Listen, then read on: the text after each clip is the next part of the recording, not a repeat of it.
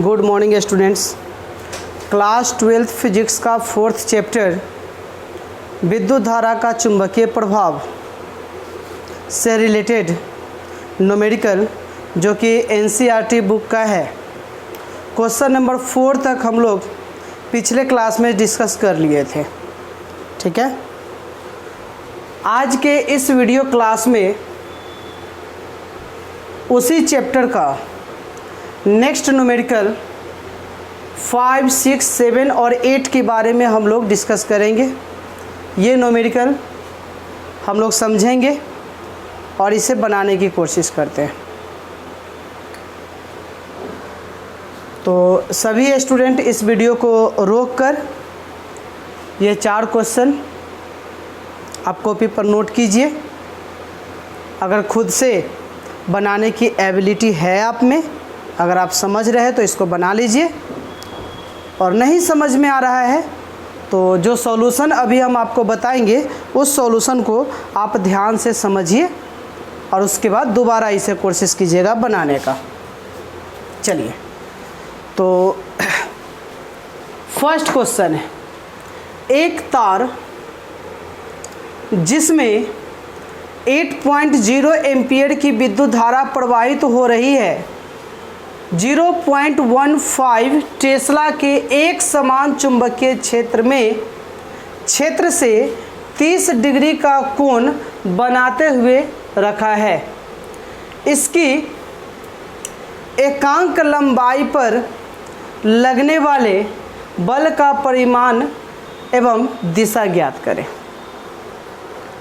Concept याद कीजिए, एक समान चुंबकीय क्षेत्र कहीं पर है, उस एक समान चुंबकीय क्षेत्र में हम एक धारावाही चालक तार को रखेंगे।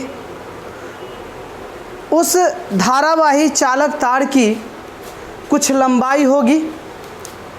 आपको कंसेप्ट याद होगा कि हमने एक समान चुंबकीय क्षेत्र लिया था, अभी हमने इसको क्रॉस के द्वारा दिखाया है। ठीक है, इसमें एक धारावाही चालक तार को रखेंगे। ठीक ना, इस धारावाही चालक तार से कितनी धारा प्रवाहित हो रही है? I धारा प्रवाहित हो रही है।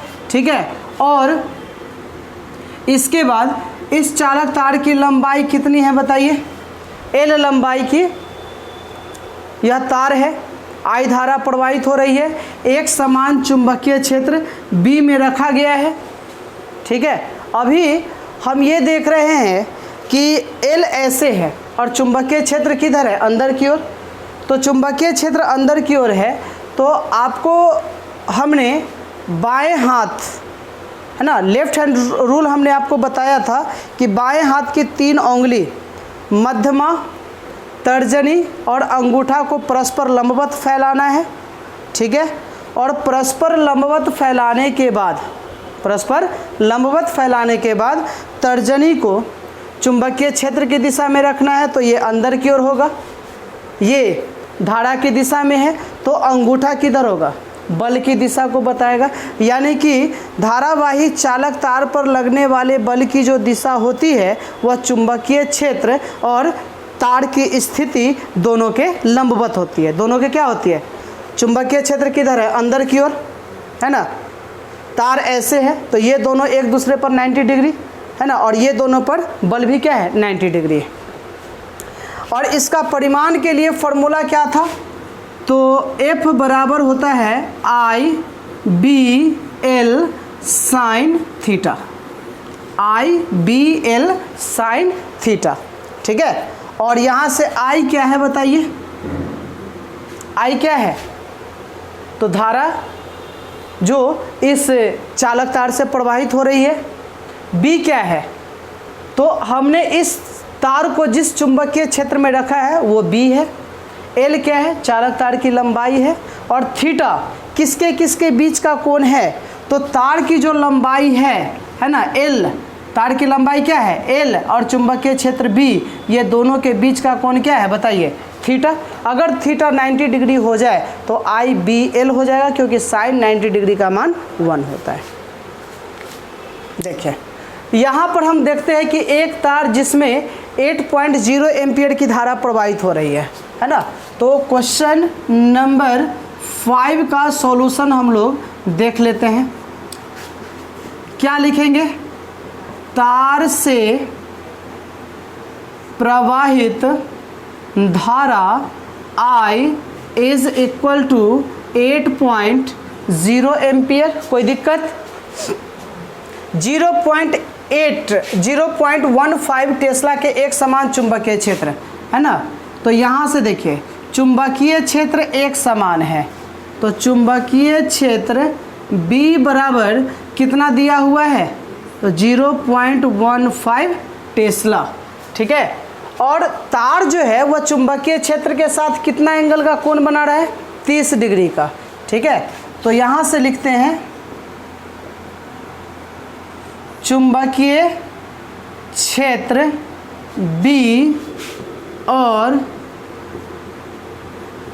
तार की लंबाई L, तार की लंबाई L के बीच कोण, है ना, के बीच का कोण थीटा बराबर कितना डिग्री है बताइए?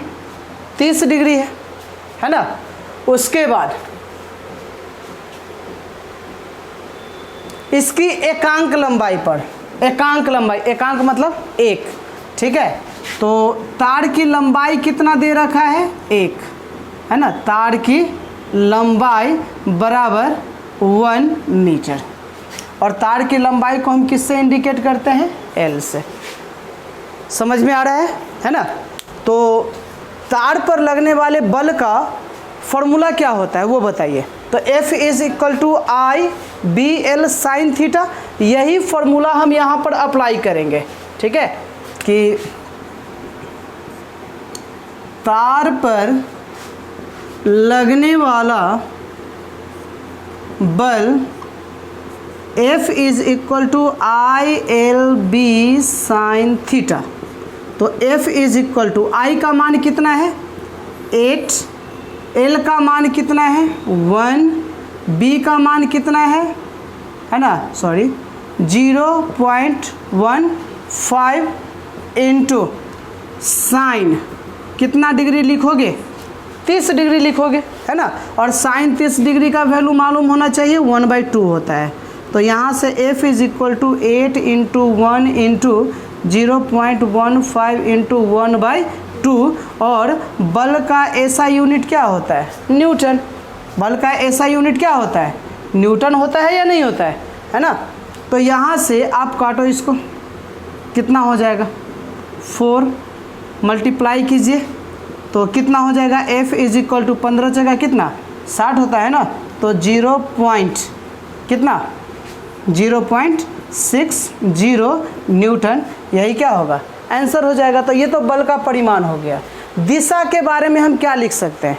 तो तार पर लगने वाले बल की दिशा, है ना, तार की लंबाई यानी कि तार की स्थिति और चुंबकीय क्षेत्र पर क्या होगा? लंबवत होगा, ठीक है। तो हम यहाँ से लिख सकते हैं कि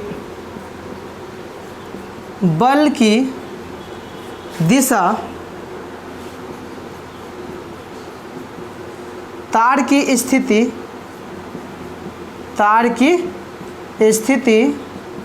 और चुंबकीय क्षेत्र पर लंबवत होगा,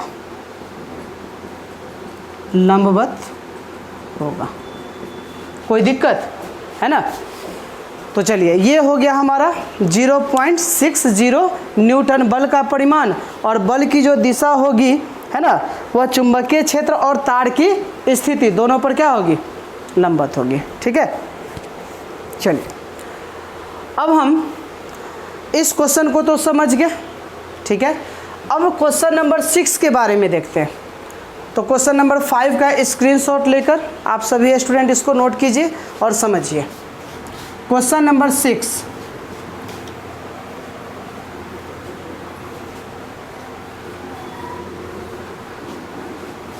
क्वेश्चन नंबर 6 क्या कहता है वो देखिए। एक 3.0 सेंटीमीटर लंबा तार जिसमें 10 एम्पियर की विद्युत धारा प्रवाहित हो रही है, एक परिनालिका के भीतर, परिनालिका उसका कंसेप्ट याद करो, परिनालिका के भीतर उसकी अक्ष के लंबवत रखा है। परिनालिका के भीतर चुंबकीय क्षेत्र का मान 0.27 टेस्ला है। तार पर लगने वाला बल क्या होगा, चुंबकीय बल क्या होगा? तो आप इसको ऐसे समझो ना, मान लो कि यहाँ पर हमने एक परिनालिका बना दिया, ठीक है। तो आपको ये पता है कि परिनालिका जिस पर तार को सर्पिला आकार में लपेटा जाता है, ठीक है, और उसके बाद सपोज डेट कि यह नॉर्थ पोल है या साउथ पोल है, तो मैग्नेटिक फील्ड लाइन, चुंबकीय क्षेत्र रेखाएं नॉर्थ से निकलती है और किधर जाती है, साउथ की ओर, और फिर साउथ से होते हुए किधर जाती है, नॉर्थ पर, या एक कंप्लीट लूप बनाती है, ठीक है। तो यहाँ पर इस तरह से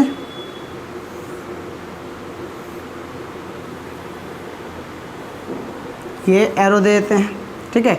इतना कुछ करने की ज़रूरत तो नहीं है, इसीलिए कि ये कंसेप्ट मैंने आपको समझाया है।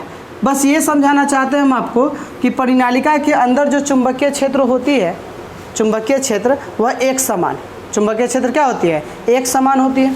तो इसके अंदर क्या है कि हमने एक तार को रखा, तो ये चुंबकीय क्षेत्र B है, ये किसकी दिशा है बताइए, B की दिशा है। और तार को अगर हम ऐसे रखेंगे, ये तार है L लंबाई की, तो यह दोनों के बीच एंगल कितना डिग्री आ जाएगा बताओ, 90 डिग्री आ जाएगा, है ना। ये चुंबकीय क्षेत्र B है ना, यह चुंबकीय क्षेत्र क्या है B, और तार को अगर हम ऐसे रखेंगे तो दोनों के बीच एंगल कितना डिग्री, 90 डिग्री आ जाएगा।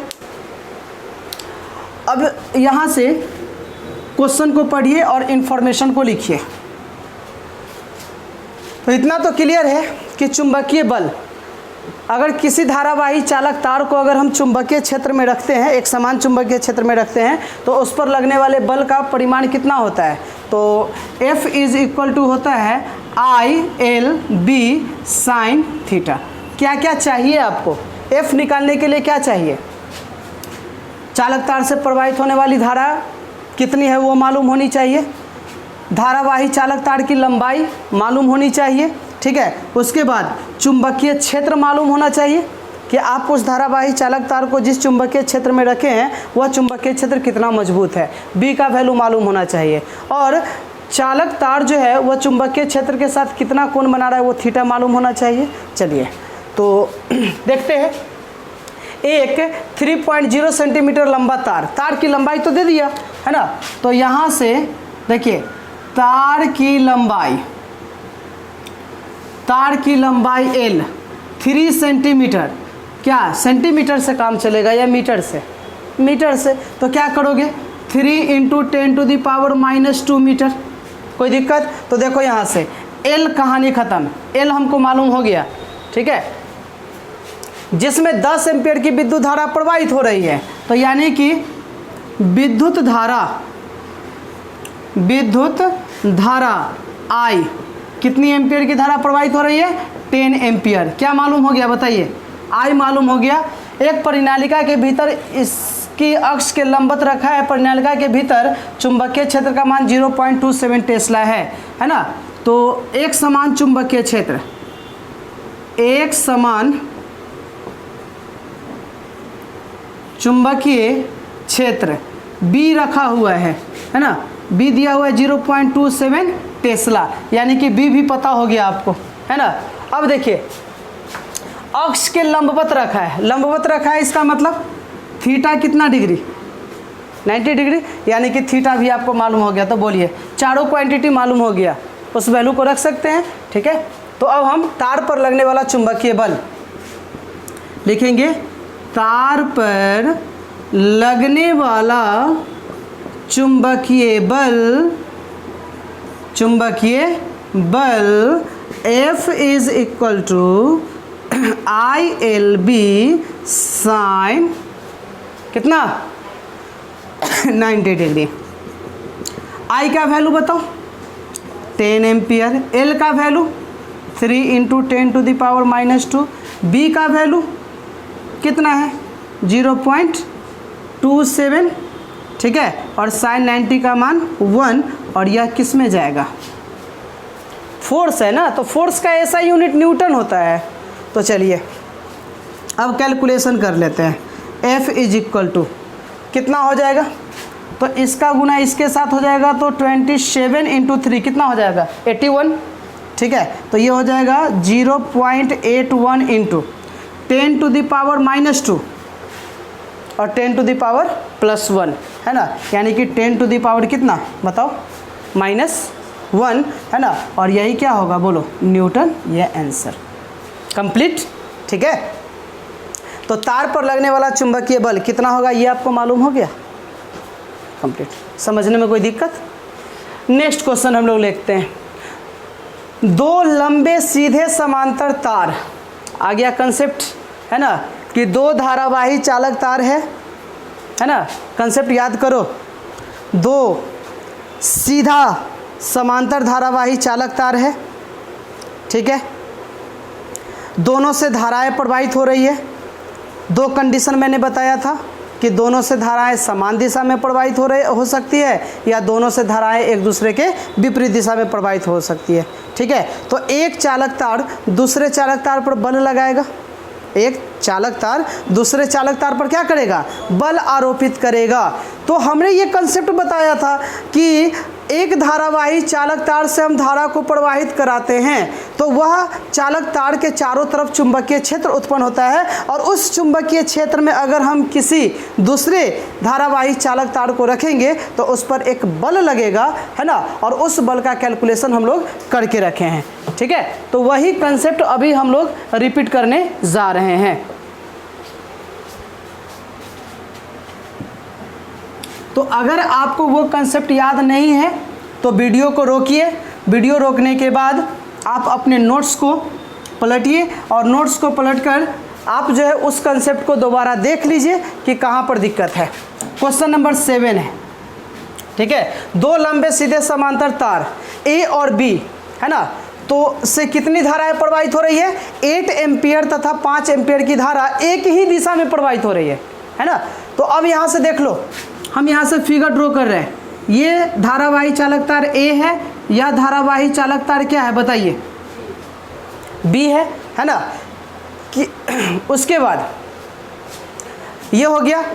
अब देखो कि यह तार की लंबाई कुछ ना कुछ होगी, ठीक है। इस तार की लंबाई हम L ले लेते हैं, तो इसकी भी लंबाई कितनी ले लेते हैं L, दोनों तार की लंबाई L ले लेते हैं। इससे धारा कितनी प्रवाहित हो रही है I1, इससे भी धारा कितनी प्रवाहित हो रही है I2, इससे धारा I1 और इससे धारा I2 प्रवाहित हो रही है, ठीक ना। तो A के कारण B पर बल लगेगा और B के कारण A पर बल लगेगा, ठीक है।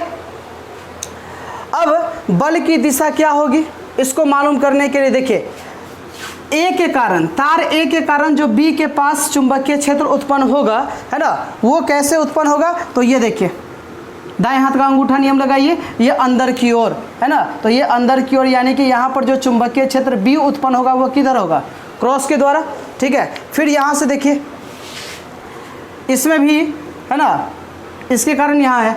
अब ये बताओ, ये धारा ऊपर की ओर है, और तो यहाँ पर चुंबकीय क्षेत्र किधर होगा, B जो होगा वह बाहर की ओर होगा, ठीक है। अब A के कारण B पर बल आरोपित होगा और B के कारण A पर बल आरोपित होगा। चलिए ये कंसेप्ट को तो हम लोग डिस्कस कर चुके हैं क्लास में। फॉर्मूला क्या था ये बताइए, है ना।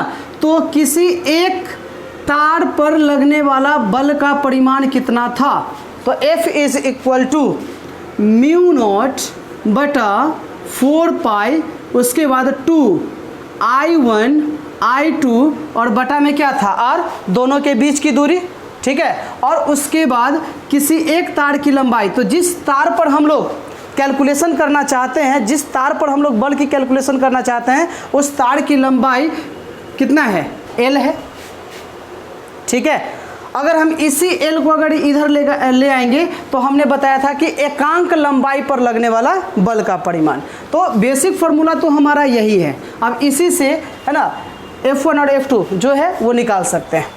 चलिए, तो μ0 बटा 4 पाई तो कांस्टेंट है, वो पता है आपको, 2 भी कांस्टेंट है। I1 किससे धारा प्रवाहित हो रही है, A से। I2 किससे धारा प्रवाहित हो रही है, B से, ठीक है। उसके बाद L, जिस तार पर हमको बल निकालने के लिए कह रहा है ना, उस तार की लंबाई। आप क्वेश्चन पढ़ लो, एक ही दिशा में प्रवाहित हो रही है, एक दूसरे से 4 सेंटीमीटर की दूरी पर स्थित है। तार, कौन सा तार कह रहा है, रुक जाइए क्वेश्चन में देख लें। हाँ, तार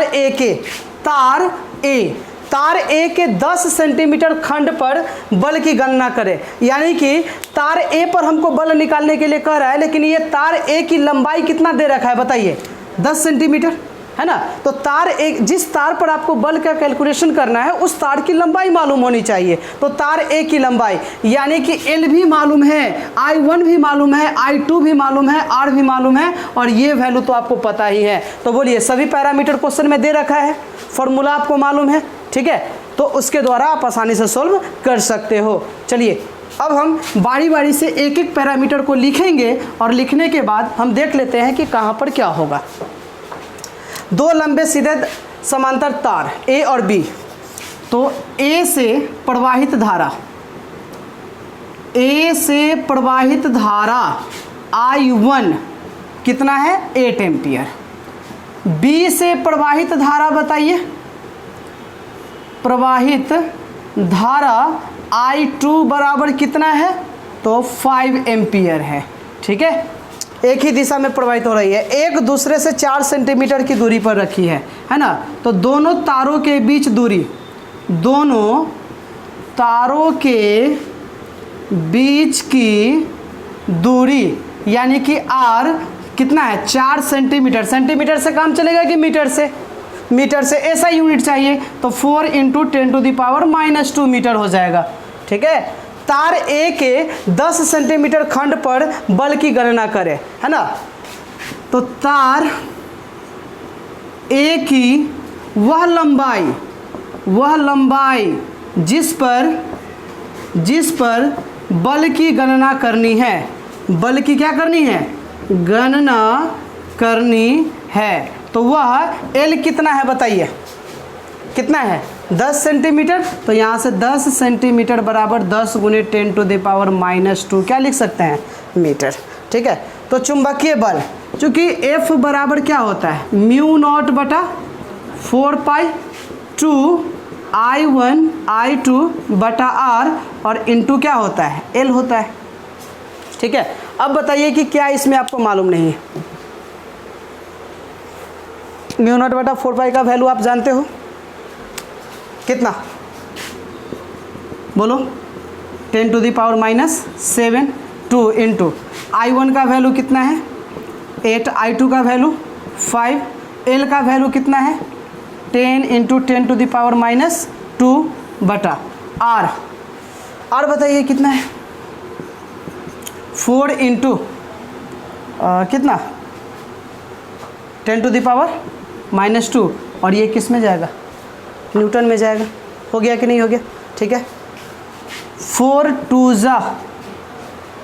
8 है ना, 5 दूना 10 दूना 20 है ना। तो F बराबर क्या हो जाएगा बोलो, 20 तो लिखोगे ही। अब 10 वाला फैक्टर कर लो, 10⁻², 10⁻², ये दोनों टर्म कैंसिल हो जाएगा, अरे हो जाएगा, 10⁻⁻1 और 10⁻⁻7, तो 10⁻⁻6 बचेगा, है ना। तो ये कितना हो जाएगा, 10⁻⁻6, और इसके आगे ऐसा यूनिट क्या लगाएंगे, न्यूटन। अब ये 2 को हटा, ये यहाँ से 0 को हटा दो, तो 0 को ऐड करोगे तो कितना हो जाएगा, F = 2 × 10⁻⁵ न्यूटन। कोई दिक्कत, कंप्लीट। चलिए, तो ये कंसेप्ट क्लियर हो गया, है ना। चलिए क्वेश्चन नंबर 8 को हम लोग देख लेते हैं। ये भी बहुत इंटरेस्टिंग क्वेश्चन है, समझने वाला क्वेश्चन है ना।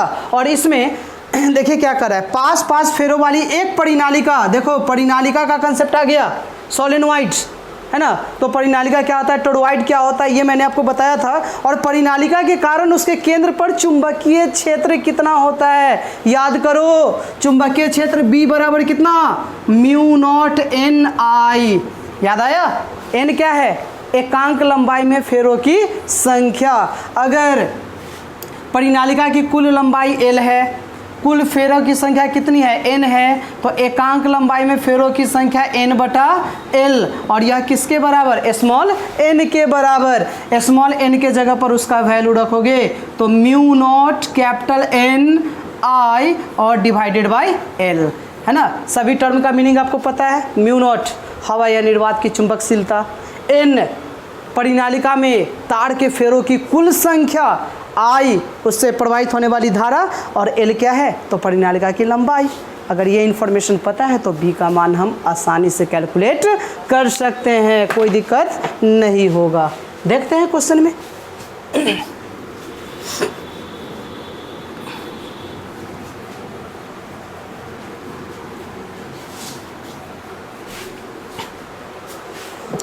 चलो क्वेश्चन नंबर 8 समझो ध्यान से।